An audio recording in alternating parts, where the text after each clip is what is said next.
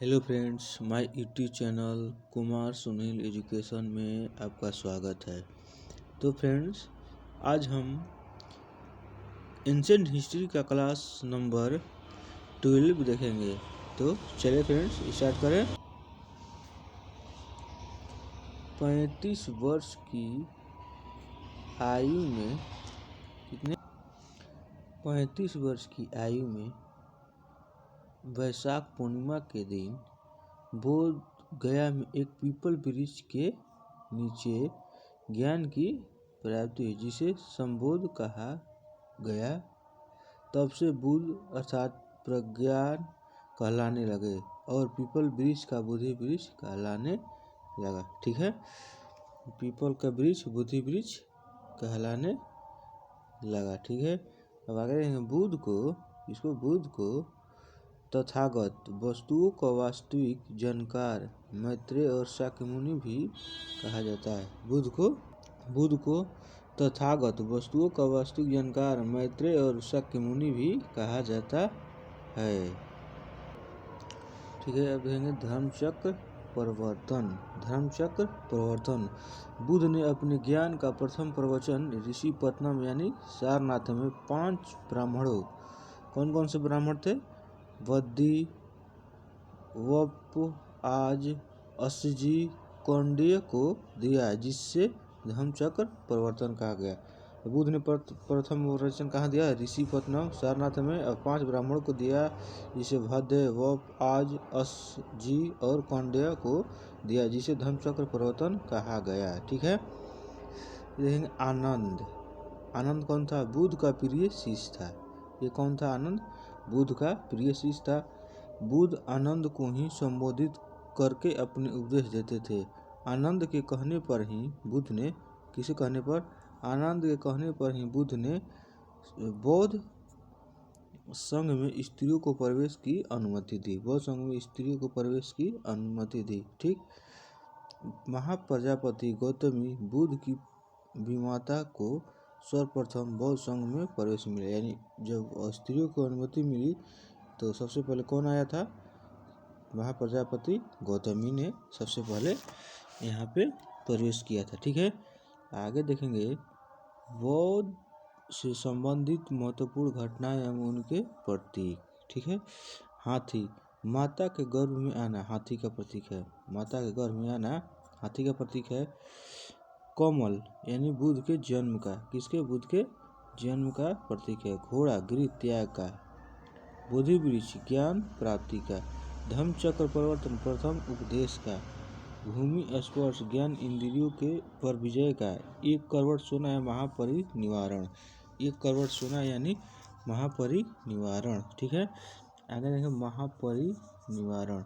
गौतम बुद्ध 80 वर्ष की आयु में 483 ईस्वी पूर्व में चुंड नामक एक कर्मकार के हाथों शुकर खाने के उपरांत कुशीनारा स्वर्गवास हुए और इस घटना को महापरिनिर्वाण कहा गया।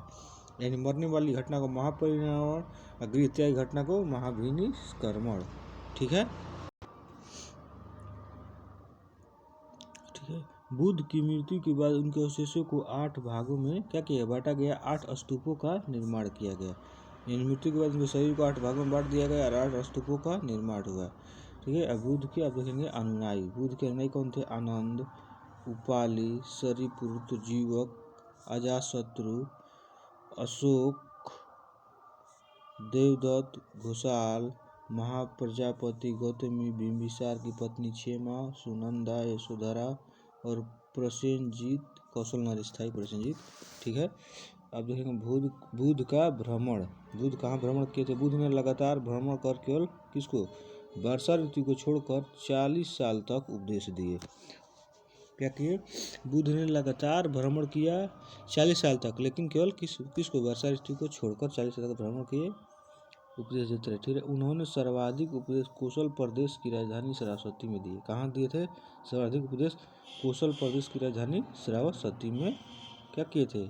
दिए थे। ठीक है, आगे देखेंगे बौद्ध धर्म के सिद्धांत। बौद्ध धर्म के सिद्धांत क्या थे? बौद्ध ने अपने अनुयायियों के लिए आचार नियम निर्धारित किए जो इस प्रकार थे। आर्य सत्य।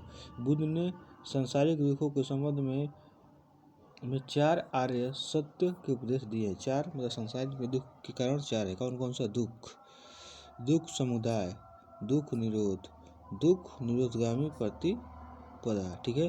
और अष्टांगिक मार्ग दिए। अष्टांगिक मार्ग बुद्ध ने दुख की निवृत्ति के लिए अष्टांगिक मार्ग का बताया। ये 8 है। कौन कौन? सम्यक दृष्टि, सम्यक संकल्प, सम्यक वाक, सम्यक कर्मांत, सम्यक आजीव, सम्यक व्यायाम, सम्यक स्मृति और सम्यक समाधि। मतलब बुद्ध ने दुख की निवृत्ति के लिए यानी दुख को हटाने के लिए ये सब 8 मार्ग अपनाने के लिए कहा था, ठीक है। अब निवारण देखेंगे। बुद्ध के अनुसार यदि कोई व्यक्ति इन 8 मार्ग का अनुसरण करे तो वो अपना लक्ष्य यानी निवारण प्राप्त कर लेगा। निवारण बौद्ध धर्म का परम लक्ष्य है, जिसका अर्थ है दीपक बुझ जाना, अर्थात जीवन मरण के चक्र से मुक्त हो जाना, ठीक है।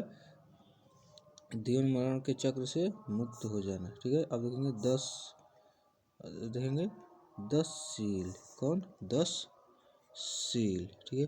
निवारण को और सरल बनाने के लिए बुद्ध ने 10 शीलों का भी प्रतिपादन किया, जो है अहिंसा, सत्य, असत्य, अत्यय, प्राय, धन का लोभ नहीं करना, नशे की सेवन न करना, स्त्रियों से दूर रहना, दुष्चार से दूर रहना, असमय भोजन नहीं करना, सुगंधित पदार्थ वर्जित, आभूषण का त्याग करना, ठीक है।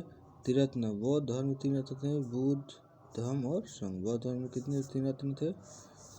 बौद्ध धर्म में कितने 3 रत्न थे? बौद्ध धर्म में 3 रत्न कितने थे? 3। कौन कौन? बुद्ध, धर्म और संघ, ठीक है। बुद्ध, धर्म और संघ, ये 3 रत्न थे बौद्ध के। बुद्ध ने अपने उपदेशों का प्रचार किस भाषा में किया था? पाली भाषा में। बुद्ध ने अपने उपदेशों का प्रचार पाली भाषा में किया था। बौद्ध धर्म ईश्वर आत्मा को नहीं मानता था। बौद्ध धर्म किसको नहीं मानता था? ईश्वर और आत्मा को बौद्ध धर्म नहीं मानता था। बौद्ध धर्म के अनुसार मोक्ष इस जीवन में भी संभव है, इसे प्राप्त करने के लिए मृत्यु आवश्यक नहीं है। बौद्ध धर्म के अनुसार मोक्ष इस जीवन में संभव है, इसे प्राप्त करने के लिए मृत्यु की आवश्यकता नहीं है, ठीक है फ्रेंड्स। ये फ्रेंड्स आज देखेंगे बौद्ध संगतियाँ, ठीक है। इसमें देखिए प्रथम बौद्ध संगति कहाँ हुआ था? राजगृह में। कब? 483 में। वहाँ कश्यप अध्यक्ष था और अजातशत्रु के शासनकाल में होता। द्वितीय बौद्ध संगतियाँ वैशाली में 383 में सभाकर्मी थे और कलाशोक शासक थे, ठीक है। तृतीय बौद्ध संगतियाँ पाटलिपुत्र 250 ईस्वी में मोगलिपुत्र कर्ण अशोक के शासनकाल में। चतुर्थ बौद्ध संगतियाँ कुंडलवन कश्मीर में और प्रथम शताब्दी ईसा पूर्व में वसुमित्र और सघोष और कनिष्क थे उस समय, ठीक है। अब देखेंगे प्रथम बौद्ध संगति। प्रथम बौद्ध संगति में विनय पिटक उपाली द्वारा लिखा गया था और सूत पिटक आनंद द्वारा लिखा गया था, ठीक है। एक क्वेश्चन फ्रेंड्स पूछता है कि विनय पिटक और सूत पिटक किस बौद्ध संगति में था? तो बोलेंगे प्रथम बौद्ध संगति में। विनय पिटक किसने लिखा था? उपाली ने और सूत पिटक आनंद ने, ठीक है फ्रेंड्स। आगे देखें द्वितीय बौद्ध समितियाँ। कुछ भिक्षुओं ने संघ से अलग होकर महासधिक नामक संप्रदाय बनाया। अन्य थेराविदिनी कहलाए। बाद में क्या कहलाए? थेराविदिनी कहलाए, ठीक है। तृतीय बौद्ध संगतियाँ। तृतीय बौद्ध संगति में मोगलिपुत्र ने अभिधाम पिटक की रचना की थी। किसने की थी? तृतीय बौद्ध संगति में मोगलिपुत्र ने अभिधाम पिटक की रचना की थी, ठीक है। अब चतुर्थ बौद्ध संगतियाँ। चतुर्थ बौद्ध धर्म में हीनयान और महायान संप्रदाय बढ़ गया। फ्रेंड क्वेश्चन ये भी बहुत बार पूछता है कि सब क्वेश्चन पूछता है कि हीनयान महायान कब बढ़ गया था? तो ये सब चतुर्थ बौद्ध संगति में बढ़ गया था, ठीक है फ्रेंड्स। चलिए आगे देखेंगे बौद्ध साहित्य। बौद्ध धर्म के सबसे प्राचीन ग्रंथ त्रिपिटक है, अर्थात विनय पिटक, सूत पिटक एवं अभिधाम पिटक है। विनय पिटक बौद्ध धर्म के नियमों का वर्णन करता है। विनय पिटक में वर्ण धर्म का नियम, सूत पिटक में धार्मिक विचारों का संग्रह करता है, अभिधाम पिटक में बौद्ध दर्शन का वर्णन करता है, ठीक है। 16 महाजनपदों का वर्णन अंगुत्तर निकाय में है। मिलिंद पन्हों में बौद्ध भिक्षुक नागसेन एवं यूनानी राज मिनांडर का दार्शनिक वार्तालाप है, ठीक है। और इनमें जातक बौद्ध धर्म के पूर्व जन्म की कथाओं को क्या कहते हैं? जातक। बौद्ध धर्म की पूर्व कथाओं को जातक कहते हैं, ठीक है। धर्म और विशिष्ट तथ्य। महायान शाखा के अंतर्गत बुद्ध की पहली मूर्ति बनी तथा बुद्ध को ईश्वर के रूप में पूजने की परंपरा यहीं से शुरू हुई। महायान शाखाओं में स्वर्ग नरक की अवधारणा है। बोधित्व की अवधारणा विकास महायान, मंजूश्री, ब्रजपणी, पद्मावणी एवं मैत्रेय होना शेष है। ठीक है। बंगाल के शैव शासक, कौन शासक? बंगाल के शैव शासक शशांक, कौन था? शशांक ने बोधि वृक्ष को कटवा दिया।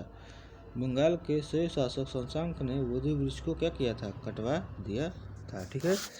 आगे हैं कनिष्क हर्षवर्धन महायान शाखा के पोषक थे। किसके थे? कनिष्क और हर्षवर्धन महायान शाखा के क्या थे? पोषक थे। किसके थे? महायान शाखा के पोषक थे। ठीक है। महायान शाखा के अंतर्गत माध्यमिक एवं विज्ञानवाद शामिल है। कौन सा? माध्यमिक एवं विज्ञानवाद शामिल है। माध्यमिक यानी शून्यवाद और विज्ञानवाद में योगाचार। ठीक है, ये शामिल है। वैभाषिक एवं सौत्रांतिक हीनयान के दो भाग है। वैभाषिक एवं सौत्रांतिक हीनयान के दो भाग है। ठीक है। कुछ अन्य प्रमुख संप्रदाय। ठीक है। संप्रदाय प्रवर्तक आजीवक के कौन था? मखली गोसाल पुत्र। भक्तिवाद के पकुद कच्चायन। ठीक है। भक्तिवाद के प्रमुख कच्चायन और संदेहवादी के संजय वेठुल पुत्र। अनिश्चयवादी था। ठीक है। अक्रियवादी के पूरण कश्यप। ठीक है। और भौतिकवादी के अजित कोशाम्बलिन। ठीक है। बौद्ध धर्म, वैष्णव धर्म एवं भगवत धर्म। ठीक है। वैष्णव धर्म का केंद्र बिंदु भगवत या विष्णु की पूजा है।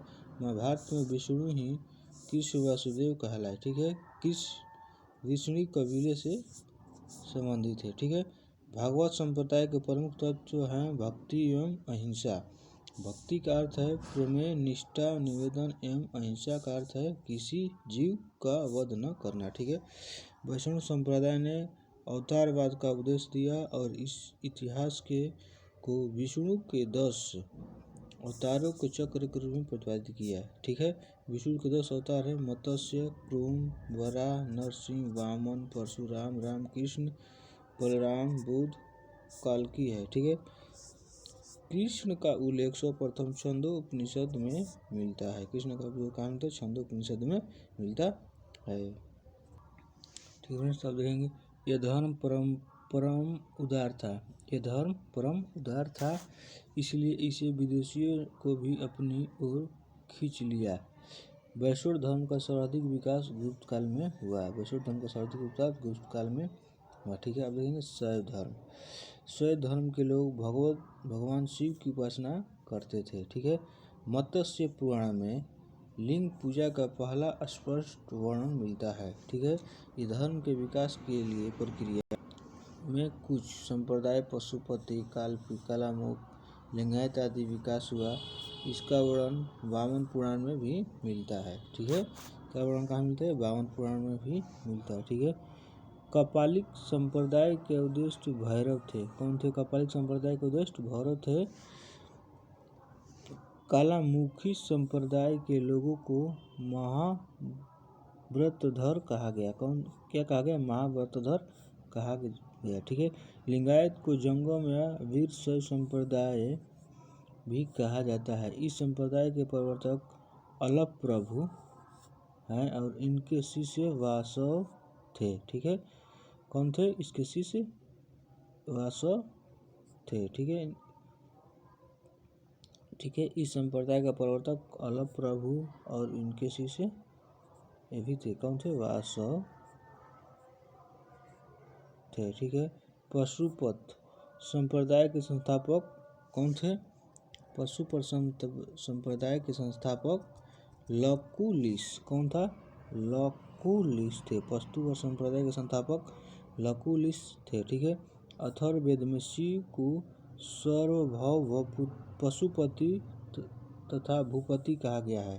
अथर्ववेद शिव को सौरभ पशुपति या भूपति कहा गया। ठीक है। नयनार संतो दक्षिण भारत में शैव धर्म का प्रचार प्रसार किया। नयनार संतों ने दक्षिण भारत में शिव का शैव धर्म का प्रचार प्रसार किया। ठीक है।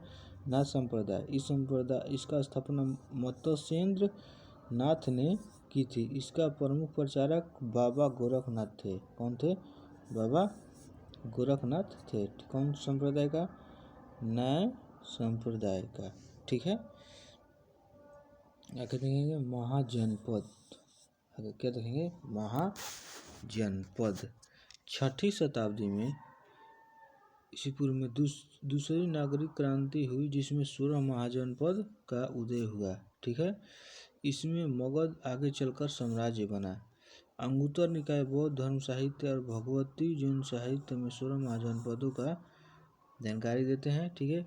आगे देखेंगे पहला में काशी। काशी क्या था? वर्तमान वाराणसी एवं उसका सीमावर्ती क्षेत्र काशी महाजनपद कहलाया था। इसकी राजधानी वाराणसी थी। कौन सी? वाराणसी, जो वरुणा एवं अस्सी नदी के बीच में थी। किस नदी के? वरुणा और अस्सी नदी को ही संगम को वाराणसी कहा जाता है। ठीक है। आगे देखेंगे अंग जनपद। ये भागलपुर और मुंगेर के बिहार क्षेत्र में आते हैं। इसकी राजधानी चंपा थी। अंग जनपद की राजधानी चंपा थी एवं शासक बहादुर था। बाद में बिंबिसार ने अंग को मगध में मिला लिया था। तो क्वेश्चन पूछेगा किसने अंग को मगध में मिलाया था? तो बिंबिसार ने अंग को मगध में मिला लिया। ठीक है। और देखें कौशल, इसके अंतर्गत फैजाबाद उत्तर प्रदेश क्षेत्र आता है। इसकी राजधानी श्रावस्ती थी। कौशल वंश की राजधानी कहाँ थी? श्रावस्ती। सरयू नदी को 2 भागों में बांटती थी और उत्तरी कौशल की राजधानी श्रावस्ती एवं दक्षिणी कौशल की राजधानी कुशावती। सेहत महत और प्रसेनजीत यहाँ के प्रसिद्ध शासक थे। ठीक है। अब देखेंगे आगे वत्स। आधुनिक इलाहाबाद एवं कौशाम्बी जिला इसके अंतर्गत था। इसकी राजधानी कौशाम्बी थी। वत्स जनपद की राजधानी कौशाम्बी थी। अवंती महाजन में वत्स को अपने साम्राज्य में मिला लिया। अवंती महाजन में वत्स ने को अपने साम्राज्य में मिला लिया। ठीक है। आगे फिर देखेंगे 5वां मगध। वर्तमान पटना के आसपास क्षेत्र को जिला इसमें अवस्थित था।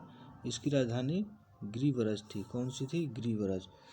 मगध की राजधानी कहाँ थी? गिरिव्रज यानी राजगिरी। गिरिव्रज यानी राजगिरी पर यहाँ पर सर्वप्रथम हर्यक वंश का शासन हुआ। ठीक है। यहाँ पर सर्वप्रथम किसका हुआ? हर्यक वंश का शासन हुआ। ठीक है। आगे देखेंगे वज्जी। यह 8 राज्यों का संघ था। यह गणतंत्र महाजनपद था। इसकी प्रमुख संघ लिच्छवी था। इसकी राजधानी वैशाली थी। तो वज्जी संघ की राजधानी कहाँ थी? वैशाली। ठीक है। आगे देखेंगे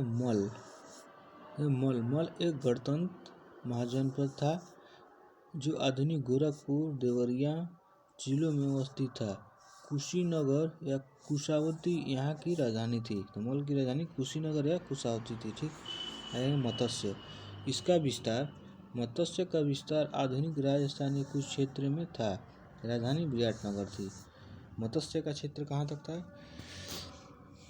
राजस्थान में। इसकी राजधानी विराटनगर थी। कुरु वर्तमान हरियाणा दिल्ली मेरठ में अवस्थित था। इसकी राजधानी इंद्रप्रस्थ था। दिल्ली का प्राचीन नाम योगिनापुर है। कौन सी है? दिल्ली की प्राचीन राजधानी योगिनीपुर है। ठीक है। अब देखेंगे चेदी वंश। चेदी वर्तमान बुंदेलखंड का क्षेत्र शामिल है और शक्तिमती इसकी राजधानी थी। चेदी की राजधानी कौन थी? शक्तिमती। ठीक है। शक्तिमती। अब देखेंगे अश्मक देखेंगे। यह दक्षिण भारत में अवस्थित एकमात्र महाजनपद। इसकी राजधानी कौन थी? पोतना एवं पोटिल थी। तो दक्षिण भारत में कौन थी? अश्मक एवं पोतना एवं पोटिल थी। दक्षिण भारत में कौन थी? अश्मक और पोटना और पोटिल इसकी राजधानी थी। सुरसेन ये वर्तमान उत्तर प्रदेश में अवस्थित था। मथुरा इसकी राजधानी थी। सुरसेन की राजधानी कहाँ थी? मथुरा इसकी राजधानी थी। ठीक है। ठीक है फ्रेंड्स, आज की क्लास यहीं पर हम समाप्त करते हैं। इसमें हम 12 महाजनपदों को पढ़े। आगे कुछ 4 महाजनपद और हैं। तो फिर फ्रेंड्स आगे क्लास में उसको भी हम पढ़ेंगे। तो थैंक्स फ्रेंड्स, आज की क्लास यहीं पे हम समाप्त करेंगे। ठीक है फ्रेंड्स, थैंक्स।